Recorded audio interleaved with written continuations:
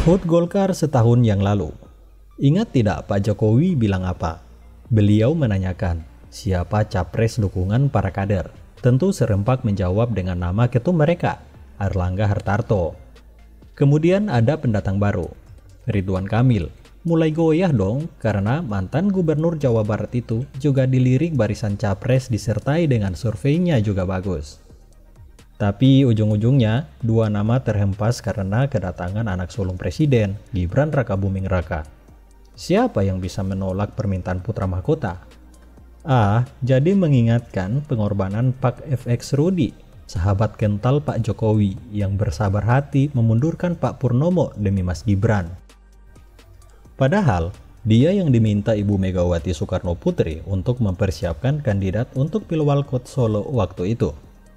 Tidak ada kepikiran Mas Gibran dong, karena anak Pak Presiden bilang tidak tertarik politik. Toh masuk harusnya melewati sistem kaderisasi dulu kan? Tapi karena kecintaan semua orang pada Mas Gibran, langsung saja digelarkan karpet merahnya. Ternyata cinta itu hanya menjadi angin lalu yang tidak berbekas di hati Mas Gibran. Kala itu Pak Purnomo memiliki tanggapan sama dengan hari ini. Kalau sudah anaknya presiden, kita bisa apa? Ya, semakin jelasnya konstitusi saja rela ditabrak kok. Apalagi cuma orang partai, golingkan saja semua. Saya jadi heran, mengapa yang jadi rumah loncatan Gibran ini Golkar? Kenapa tidak PAN yang tempatnya para artis? Biar bisa berteman dengan kalangan elit jumbo begitu kan? Setelah beberapa waktu, akhirnya saya paham. Terlepas mereka sadar atau tidak, Golkar adalah tempatnya Pak Soeharto melanggengkan kekuasaannya dulu. Di sana juga tempat lahirnya seorang Harmoko, orang kepercayaan Presiden Soeharto tapi berakhir juga sebagai pengkhianat. Harapannya, mungkin Mas Gibran bisa meneruskan kekuasaan sampai Pak Prabowo pensiun, lalu dia bisa naik jadi presidennya.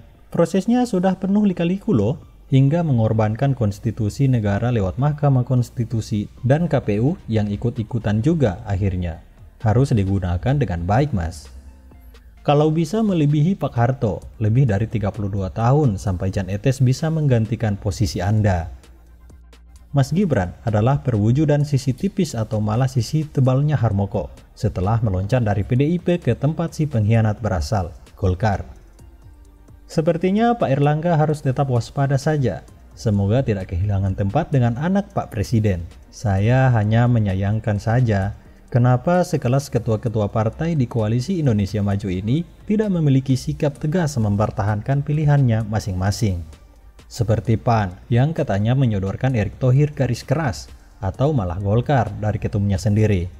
Apa tidak malu dikalahkan anak baru kemarin sore jadi wali kota Solo, yang bahkan untuk maju saja butuh banyak bantuan dan dorongan orang di belakangnya sampai sekarang. Saya jadi kasihan kader mudanya Golkar yang ikutan disingkirkan.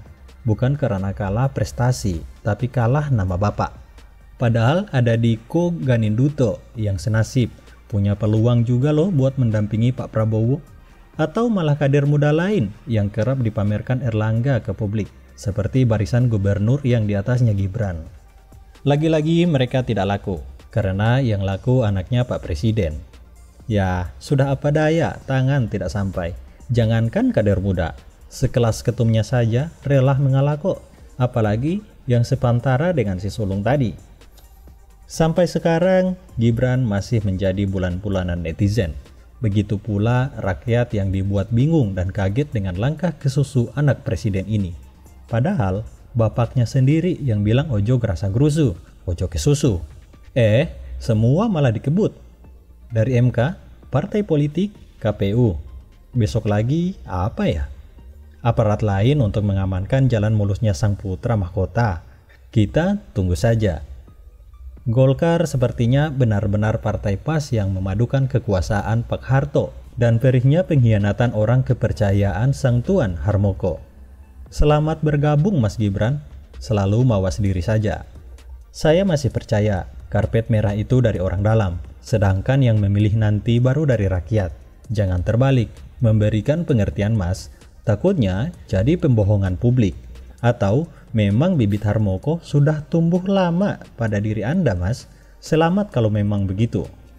Begitu kira-kira. Artikel ini ditulis Nikmatul Sugiarto yang disadur dari redaksi Indonesia.com dengan judul Golkar Lahirkan Orba Jilid 2. Bagaimana menurut Anda?